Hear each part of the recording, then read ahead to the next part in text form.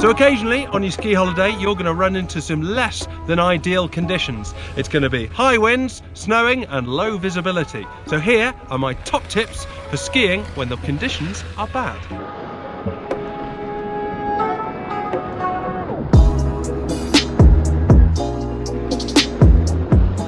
When the visibility is poor, your goggle choice makes a huge difference.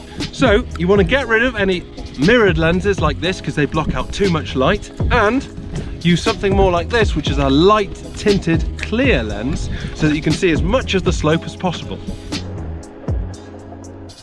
When you're skiing in high winds, it's important to make yourself as aerodynamic as possible so you don't get blown over.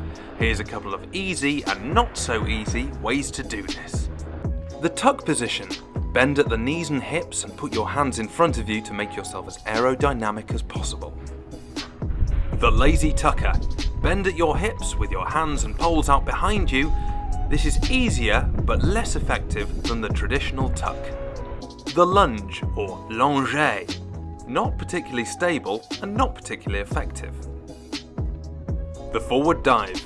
Although the most impressive, it's also the most difficult to stay in and the least aerodynamic of all these positions. Finally, the worm. We can only recommend this position to people serious about speed.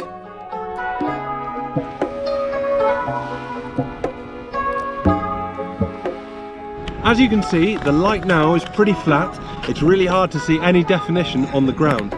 So when the conditions are like this, goggles are only going to make so much difference. What you can do though is slow down your skiing and practice things so that when the conditions do improve, you're that much better at skiing. So what we're going to do now is go and do some short turns down the side of the slope.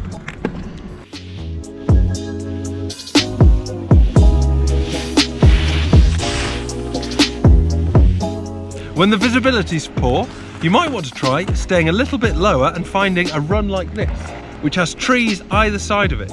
What this does is it increases the contrast of the snow and it allows you to see much more detail, and it stops it being quite as flat light.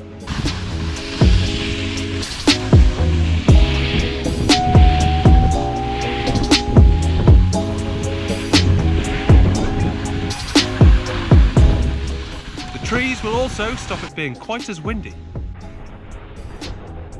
When the weather gets really bad, you may not be able to hear each other speak, so a rudimentary knowledge of ski sign language is imperative.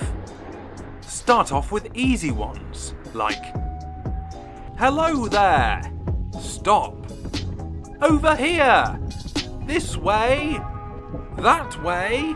Soon you'll be making up your own more complicated phrases by joining symbols together. Try these. Your skiing is great. If you ski in that direction, you will die.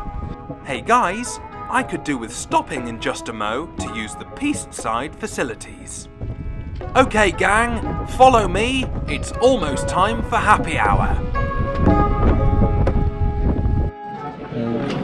My final tip for skiing on bad weather days is to make sure you treat yourself to a nice slopeside hot chocolate.